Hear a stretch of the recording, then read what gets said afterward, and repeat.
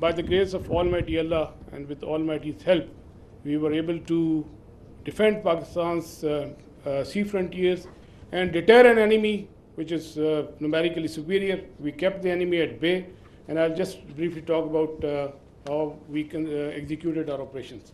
So essentially, protection of Pakistan's maritime interests in seaboard defense, that is the task of the Navy.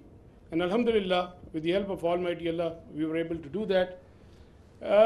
On any given day of the year, we maintain perpetual readiness.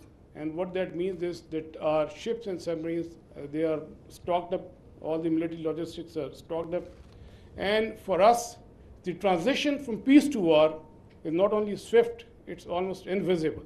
And when this false flag thing happened in the Indian illegally occupied Jammu and Kashmir, we immediately mobilized and we completed the operational deployments of Pakistani Navy fleet units and also the coastal command units in matter of hours.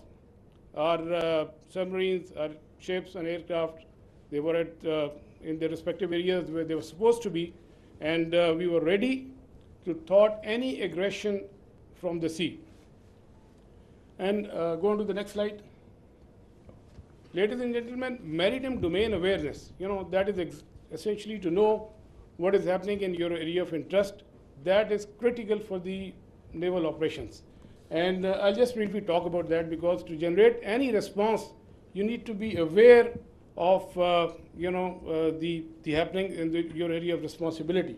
And we were maintaining 24/7 vigil at sea. And like, okay. A couple of days back, there was a hype. You heard about INS Vikrant approaching Karachi. And I'll just briefly tell you that we were keeping a very close eye on the activities at sea. And this is essentially the Indian Navy surface disposition throughout these days. They had a couple of ships in this particular area. They were moving around in this area. Another ship off Salalah, which was operating over there. And this is the much talked about the Indian carrier. We were monitoring it right from the day one. On 30th of April, it was here. Then it moved up here. Subsequently, it moved up here. And on the night of 6th and 7th May, it was back, close to Ratnagiri, very close to Mumbai. And then on 9th May, it was here, essentially 400 nautical miles away from Pakistani coast.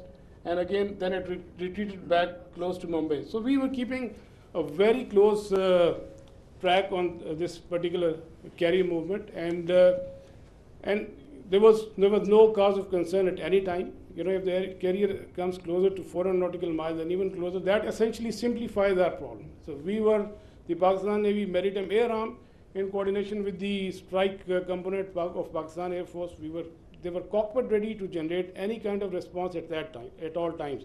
And I was in constant communication with the Deputy Chief of Air Staff, Air Vice Marshal Aurangzeb, at all times. And we were just ready, if there is any aggression from the sea, we were there to respond effectively. And let me say another thing. That is, you know about the carriers, you have seen them in the movies, but as a professional military officer, I don't want to underestimate the enemy, but let's put the things in the right perspective. The INS Vikrant and the carrier, the Western carrier, there's a huge difference. This is an aircraft carrier which essentially sailed with 8 to 12 MiG-29s, which was barely essential to carry out its own air defense.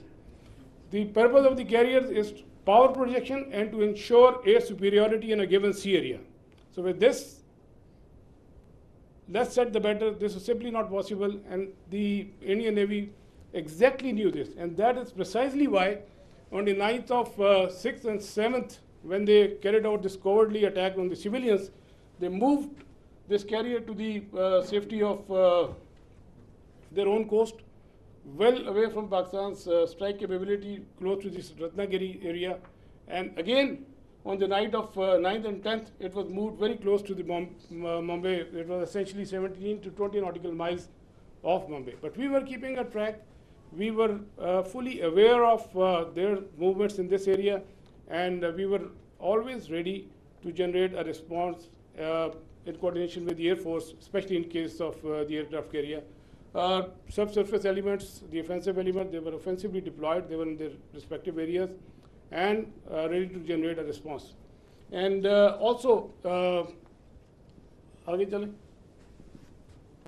you might have seen this footage. You know, we were not only in the surface domain, but we were essentially effectively monitoring their air surveillance things. And because of the operation security reason, I'll not talk much about how we did that, but we were keeping an eye on this particular activity as well. And likewise, in the subsurface domain, our anti-submarine warfare vigilance was all-time high.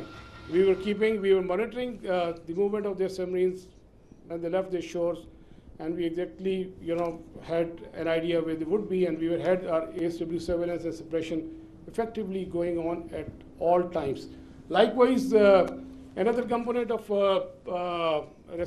Pakistan Navy's responsibility is the defense of the Creek area. We had our coastal command units deployed over there in close coordination with headquarter 5 Corps elements, Pakistan Army elements, and they were poised to defend this particular area in case of any aggression from the south. Another important component is the protection of ports and harbors. You have just heard the DGISPR talked about the subconventional threat that we witnessed. There was a surge in other part of the country, and we were, there were real-time apprehension that there may be a surge. So we ensured the protection of all ports and harbors of Pakistan, and coastal command elements, they effectively played a very, very important role in this. And just to mention that on the night of 6 and 7, when they carried out the attack on Pakistan, we were fully ready to respond to any aggression from the sea. We were just ready, and but the enemy chose not to come over. It was essentially not a matter of choice. I would say it was a matter of compulsion, because enemy fully understood the cost it would have incurred had it ventured from the sea. And likewise, वापस जाइएगा, go back please, go back. And a few words about the missile threat that you have talked about. You must have heard the enemy missile attack. We were keeping a very close eye on enemy deployment in this area, from where they can potentially launch a missile threat towards Karachi. We were fully aware, and we had our response ready to in that eventuality. And go on to the next slide, please. Ladies and gentlemen, all operations, whatever we do in the military domain, they are to create certain effects. We look for the effects, and the effect that we created, we were able to resolutely, with our posture, we were able to deter the Indian Navy despite its numerical superiority. Number of times have more assets and more forces, and with an annual budget of like $13 billion. So Pakistan Navy, with its potential, with its posture, with its capability, was effectively able to deter the Indian Navy from doing any venture from the sea, alhamdulillah. And that is very, very important. That is essentially the job of the Navy, to ensure that the free flow of trade continues. That's the backbone of the economy. Our 95% of trade is through the sea. Alhamdulillah, we were able to ensure that the shipping continues, the free flow of trade was ensured, and we were able, all our ports and harbors, they remained open. And you can Google yourself. So what was the case on the other side? You can Google about Kanda and Mandra, and there were some disruptions, but that you can check for yourself. But alhamdulillah, we were able to effectively ensure this. Next. We had a wonderful inter-services synergy, very effective communication, and like I said, I was in constant touch with the DGMO and the Deputy Chief of Air Staff Operations. At all times, we fully coordinated our operations, and alhamdulillah, and I think that's really successful for execution of maritime operations. आगे चलें.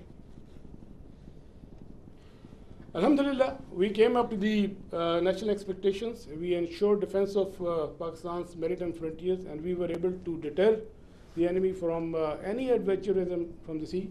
And ladies and gentlemen, let me tell you that we remain ever ready to thwart any aggression from the sea at all times. So we will keep our guard. We always keep our guard, and inshallah we will keep our guard in days to come. And last but not the least, I'll end my presentation that the next time when you think of Pakistan Navy and the silent guy, please remember that with the help of Almighty Allah, our actions will always speak louder than words. Thank you very much, and I request AVM Aurangzeb